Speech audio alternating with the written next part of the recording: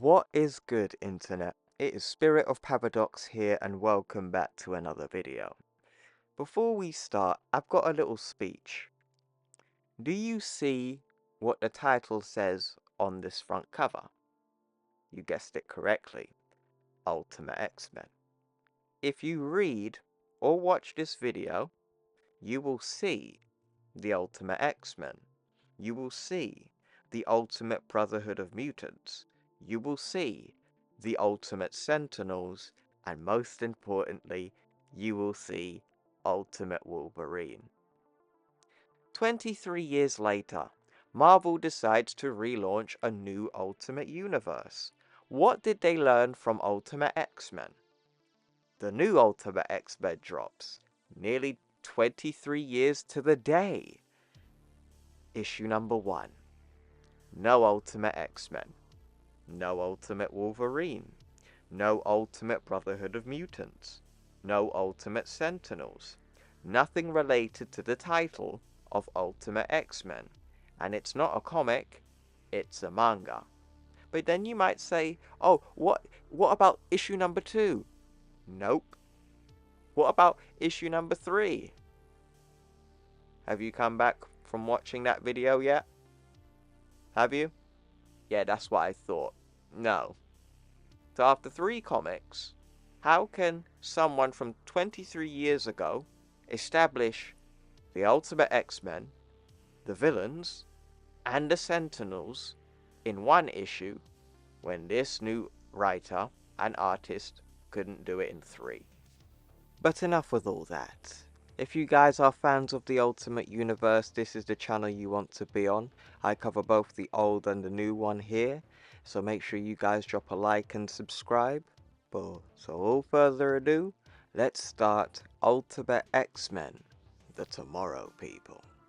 Sometimes it's dangerous to be a little different. The story begins with a barrage of Ultimate Sentinels descending upon a city, going on a mutant rampage, killing any mutant they see going by on the street.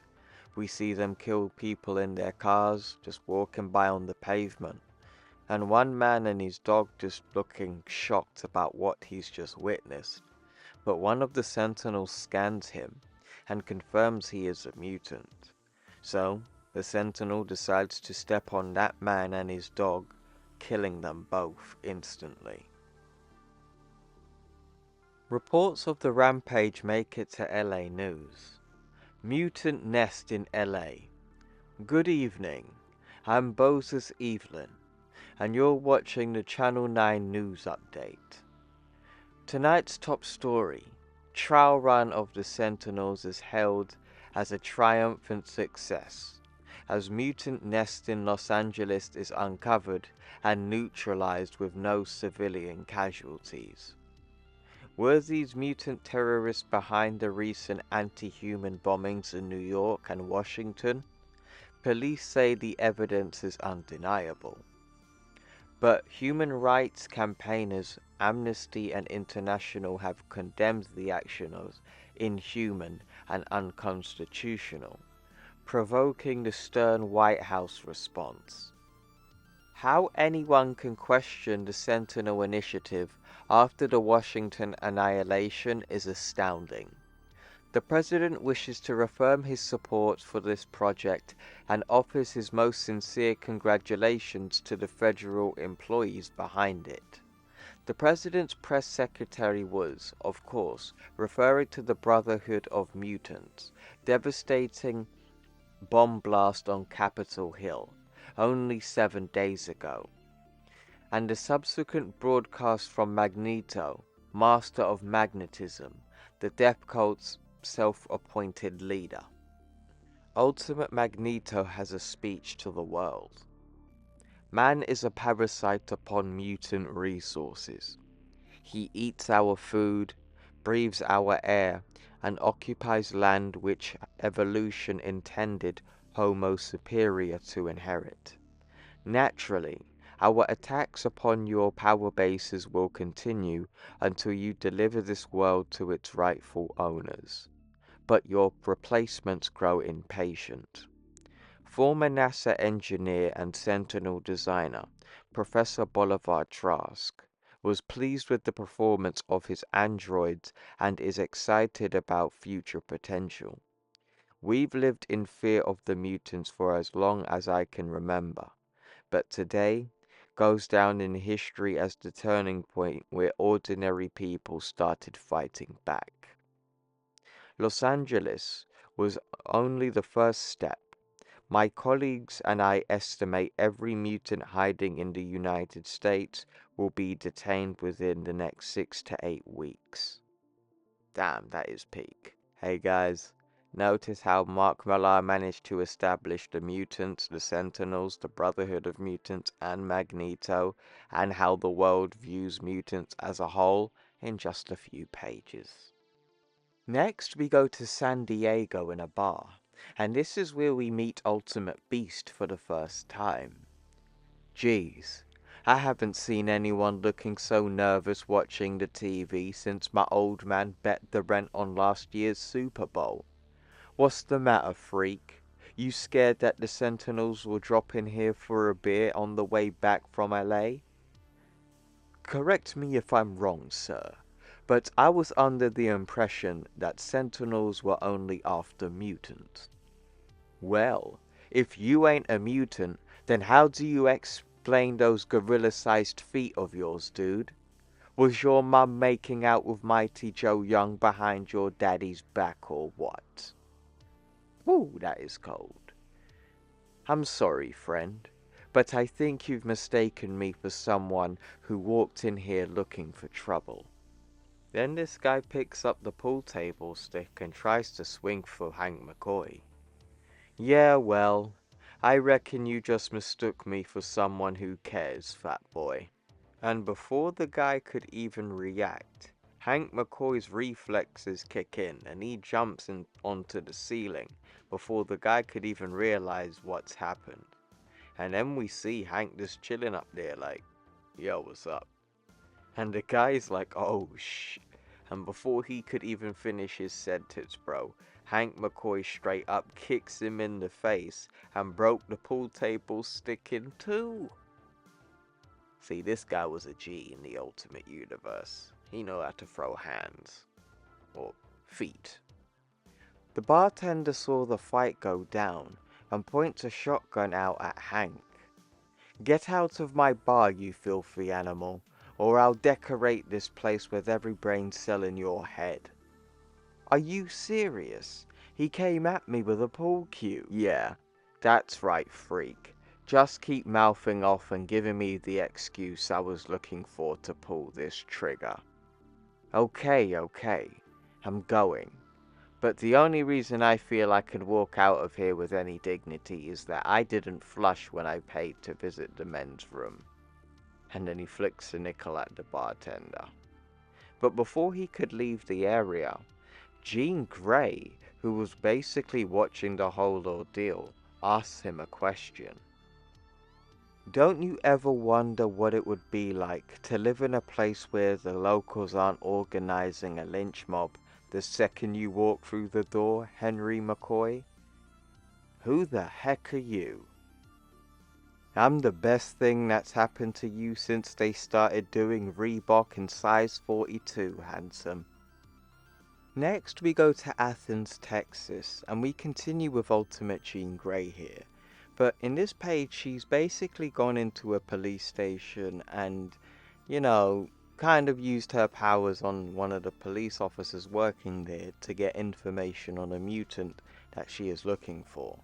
The mutant that she's looking for has been locked up, and with the use of her abilities, this police officer basically gives her the information that she needs and takes her to the prison cell.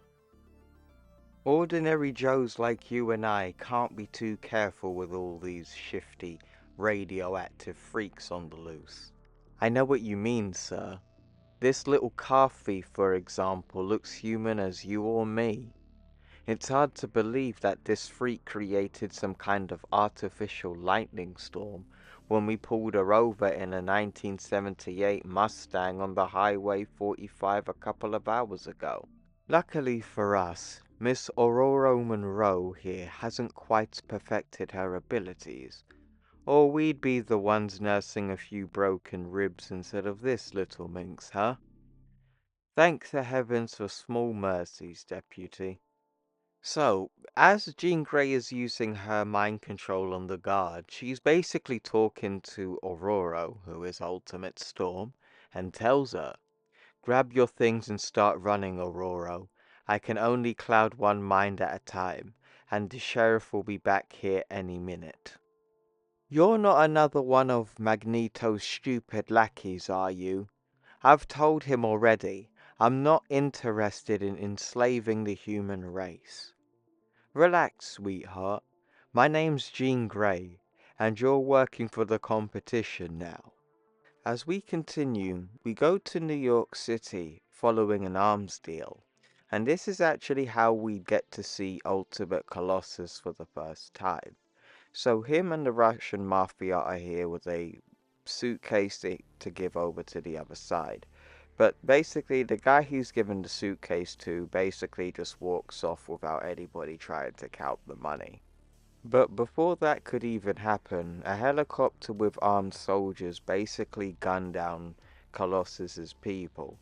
But luckily for him, his metal skin ability activates and protects him from all the gunfire. And even the arms dealer he was selling the arms to is like, "Oh dear." And seeing Colossus in his all tattered up clothes says, "My thoughts exactly."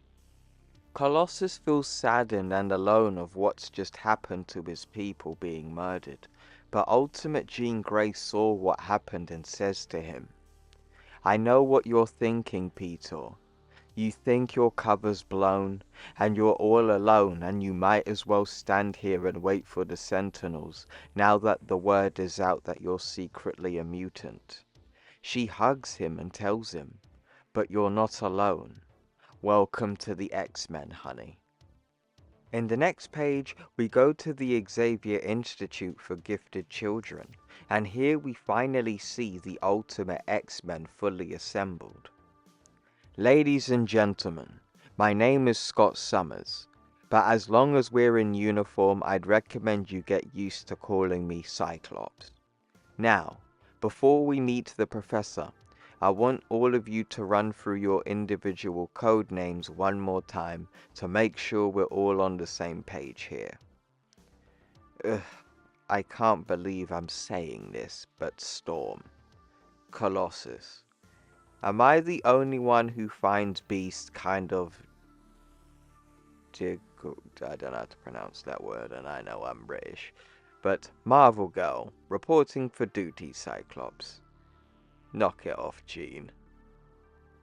Ultimate Beast asks, "There's no denying you've got a beautiful school here, but what kind of principal designed black latex uniforms for his impressionable teenage students? The kind that once the mutant gene will all carry around to remain undetected by Sentinels, I'd imagine. The uniform is a cloaking device. As long as you're wearing one of these, the Sentinels are fooled into thinking your biosignature is safely in the human range." As the team walk through the school, Colossus asks an interesting question. "Aren't you worried these painters will tell someone that you're running a safe house for illegal mutants?" And then someone talks to him through telepathy. "Not in the slightest, Colossus. I placed these fine gentlemen in a post-hypnotic trance when I hired them. In fact, you could fly a plane down that corridor, and the poor devils would be convinced that they were looking at a wasp." Is it just me, or is there some creepy guy talking directly into our brains about wasps? Then the voice says, "Come in, my friends. Join me for a Perrier in the library. My name is Professor Charles Xavier. You'll have to forgive me for not standing up." The X-Men seem suspicious of Professor X, and Beast asks a question. This might sound like a stupid question, but is a room still a library if it doesn't have any books? I'm afraid, like you, My reading speed has reached a point where I can't turn the pages fast enough, Beast. I prefer to sit here instead and read the minds of my favorite writers as they type. You'd be surprised how many good ideas never make it to the printed page. Fascinating. No. What's fascinating is that two grown men are answering to Colossus and Beast.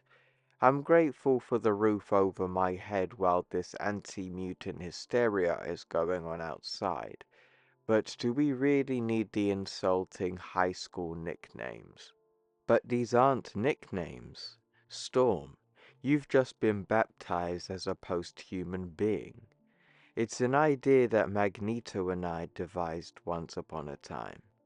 A name which describes your own skills and personality, as opposed to those long-dead ancestors. I thought you said you had nothing to do with Magneto. On the contrary, my dear. There was a time when me and Magneto were like brothers. I was the one who helped him build the mutant sanctuary in the lost forgotten jungle, a refuge for anyone seeking respite from the kind of prosecution we had always faced.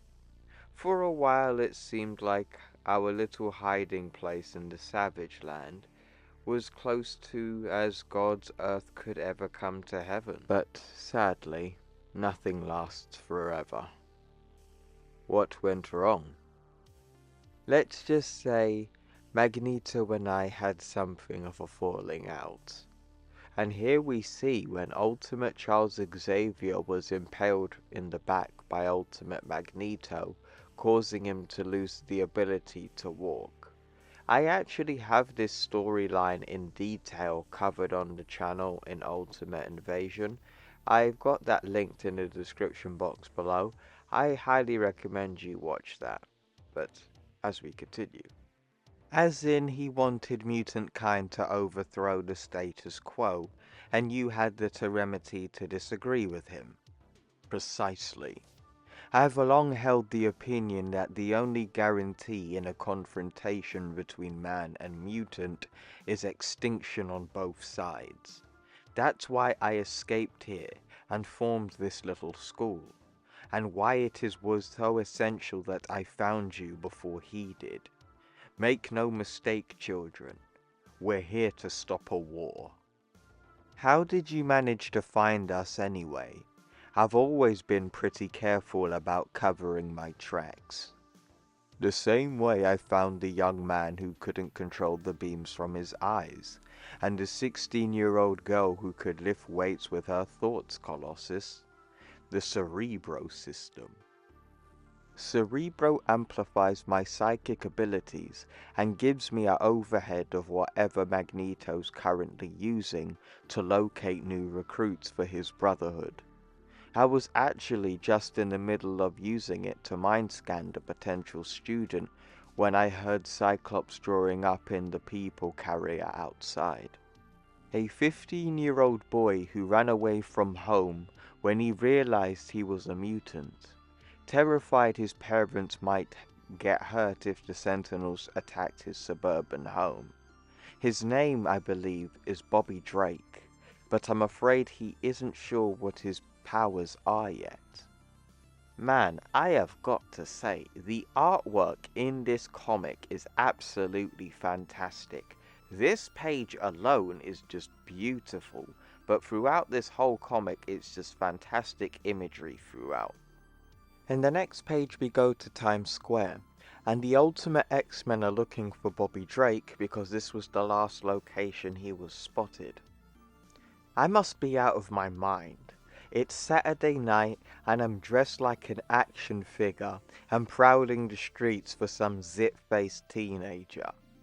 Remind me on how Xavier talked me into this again, Cyclops, because you know what it's like to be on the run. Storm. Besides, could you really lie around watching TV while this poor kid gets barbecued in the next Sentinel swoop?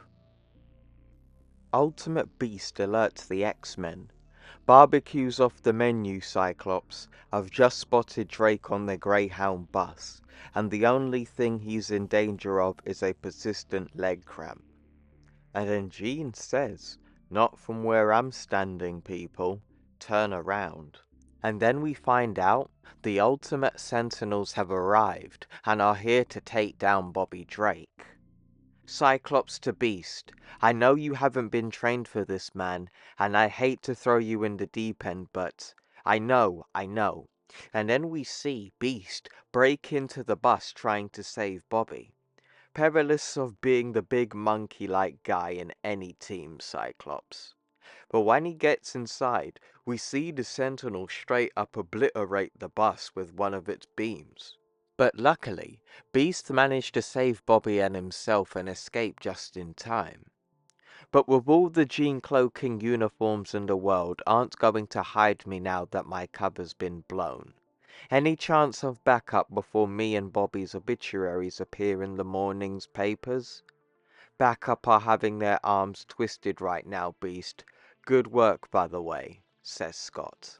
Okay, I know the circumstances are hardly ideal to see if our team works up to scratch, but Marvel Girl and I can't do this alone. I'm just praying you guys are half as good as the Professor seems to think you are. Marvel Girl, disorientate their signals. Colossus, topple those two on the left. Storm, you stick with me. Forget it, Cyclops. You don't understand. The last time I tried to use my powers, I almost electrocuted an entire playground full of 12-year-olds. This isn't open to debate, Storm. You either pitch in and help, or we're all sleeping in a shallow grave tonight. Okay, I'll give it a try. But don't blame me if I wipe out Manhattan by mistake. And then we see Ultimate Storm use her abilities at her full might, causing a lightning storm. And all of the Ultimate Sentinels are just transfixed of what's happening. Ultimate Storm, using her abilities, sends down lightning to take out 3 Ultimate Sentinels. One gets fried and the other gets decapitated. Whoa, so much for the girl who couldn't control her powers. You just took down 3 Sentinels in a single strike. Storm? Oh shit. Storm gets knocked out for using her powers at the level that she is at. She hasn't got fully used to using her abilities in this point in the timeline in the original Ultimate Universe, but she does get very powerful later down the line. Colossus to Beast, you still need that backup? Actually, everything's pretty much under control again now that I'm accustomed to Bobby's extra 130 pounds. You might want to lend Jean a hand though. She's pretty stressed for an easygoing girl. What? We're the ones who are completely surrounded! Take it easy, Bobby. I've been getting shot at since my old man used to come home drunk and take pot shots at me while I was sleeping in my crib. You learn a good few tricks when you've been a target all your life. With Ultimate Beast carrying Bobby Drake, he uses his intelligence and his acrobatics to get both of the Ultimate Sentinels to fire at each other and destroy each other as well. Ultimate Cyclops says over the radio, "I can't believe we're still alive here, Jean. Are we down to the last Sentinel, or have I still got blood in my eyes?" "Down to the last 2, Cyclops." Turns out, Storm only took out 2.5 Sentinels with that lightning strike, and the missing half is the part that liked ordinary people.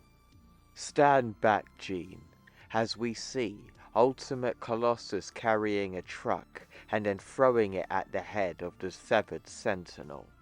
And then, as a moment of reprieve happens, the last Sentinel creeps up from behind Colossus and then blasts him. Ultimate Cyclops, in rage seeing what happened to his teammate, shouting for his name, also attempts to get the attention of the Sentinel. "Over here, you piece of trash," as he blasts it, gaining what he wanted. The remaining Ultimate Sentinel picks up Ultimate Cyclops, seemingly allowing it to do so and calling it a good boy. I know what you're thinking incidentally. You think the only way I can release an optic blast is through my visor, don't you? And then you see. Bad news, dumbass. He clicks his fingers and then releases an optic blast down the Ultimate Sentinel's head, destroying it. As Ultimate Cyclops claims his victory over the Sentinel, another problem looms. Think fast, Marvel Girl. You're covered, Cyclops, but it's that thing staggering towards the people I'm panicking about now. So what are you doing standing around? Do something. But I can't take the weight of something that big. Oh my God. As we see the Sentinel falling towards the people, but Bobby Drake uses his abilities for the first time. Will everyone shut up and just get down? As he uses his ice abilities. Bobby Drake saves everybody by covering the fallen Sentinel in ice, stopping it from crushing everyone. Way to go, Bobby Drake. Was that me? And as we see, Bobby Drake has completely turned himself into ice here. And I don't think he's done that because he only had like icy breath a few panels back. So this is the first time he's fully turned into ice. And Ultimate Beast, being a real nice lad, congratulates Bobby. Ladies and gentlemen, give a round of applause to the Iceman, please. But before anybody can get any kind of praise, someone in the crowd throws a glass bottle at Iceman's head. You split his head open, you idiot. Good. I hope he's dead. Maybe freaks like you will finally get the message. Are you people insane? This boy just saved your lives. Jean, let it go. It's not worth it. Even though the Ultimate X-Men saved the lives of these people, they still turn on them, and they shout, "Just get out of here." And so, the Ultimate X-Men do. In the next page, we go to the Savage Land, and this is where we get acquainted with the Ultimate Brotherhood of Mutants. Contrary to what we might have believed, it seems our old friend Charles Xavier is alive and well, gentlemen.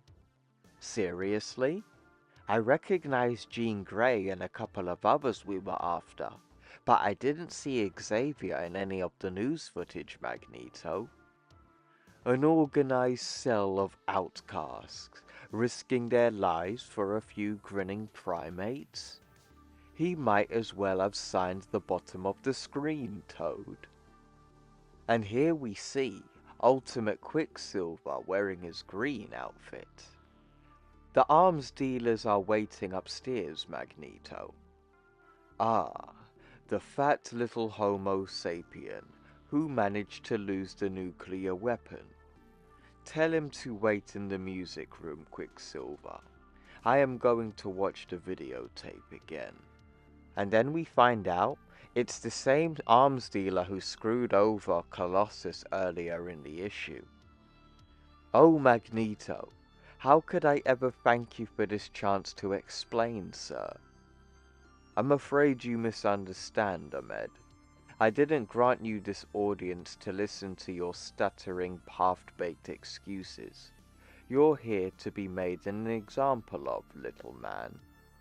Tell me, are you still fitted with the Peacemaker after a lifetime of overreaching and neglect? Yes, but I don't understand what that has to do with... Oh my God! And then we see Magneto using his abilities to mess with this man's peacemaker, or pacemaker I should say, and then ripping it out of his chest. And the guys he came with are just shocked and just like, what do we do? It's not like we can do anything, this guy just killed our boss, and then he falls to the ground. Clean up this mess, Scarlet Witch. Charles has resurfaced. Quicksilver, just as I always knew he would. He's established a little power base for himself in North America, and established a rival camp to Just tell me where he is, and I promise he'll be dead between your next 2 heartbeats, sir. Oh, shut up, Pietro. Charles would shut down your mind before you were halfway across the Pacific Ocean. I need a qualified assassin to find him and kill him before he converts any other young mutants to his naive, integrationalist ideals. Tell Wolverine he has a new assignment. And yes, people, this is the first shot of Ultimate Wolverine in the original Ultimate Universe, and he is going to be sent to kill Ultimate Charles Xavier. And that is where Ultimate X-Men issue number 1 ends. So, that was Ultimate X-Men issue number 1, The Tomorrow People. I really did enjoy this issue, but it does have its flaws in my opinion. I liked how we got to see all of the characters that we all know and love from the X-Men modernized in a new take, or a new modernized take, yeah, I said that right. And we really got to see how this world of Earth 1610 treats mutants, and it is very brutal, to the point where I'm just sitting here like, I don't think people in real life would act this way if mutants existed. I don't think people would act that brutal, but in this world it was a lot more brutal. So I did like that dark take to it. But the thing that I didn't really like is that the suits are made out of black latex, and it's like, when I think about that, I'm thinking of a gimp suit in a porno. You know, like that. So yeah, I wasn't a big fan that they were made out of black latex. But I do like some of the suits. Like, I liked Ultimate Colossus, Ultimate Cyclops, and Ultimate Wolverines, Ultimate Nightcrawler. And after that, it just goes a bit nuts with the designs. Like, I think there was a little too many straps, too many pouches. I think a little bit too many of those on Ultimate Cyclops. But yeah, now I want to talk about comparing this to the new Ultimate X-Men, which I have been very vocal about, and I've really not liked this. And I've even waited to read the issues, and it's just, you've just went absolutely the wrong direction. Marvel clearly knew about the bad parts of Ultimate X-Men, but they didn't decide to take any of the good parts, and they just thought, come with a completely new take, nothing that nobody recognizes or wants, and basically it's just flopped. The new Ultimate X-Men, it's just nothing that people were asking for, like Earth 6160 in general, and now it just feels like you've just wasted a lot of time. And if we do come with a new writer for the new Ultimate X-Men book, it's going to be a lot more harder to bring people on board to the new run, especially after just finding out like this new X-Men book is basically just a girl fanfic manga. But yeah, I have to give it to Mark Millar here, and I say he did a much better job in establishing the Ultimate X-Men, even though I would say the Ultimate X-Men run was very inconsistent. But let me know what you guys think in the comments below. Did you guys enjoy this issue? Did you guys enjoy the run or not?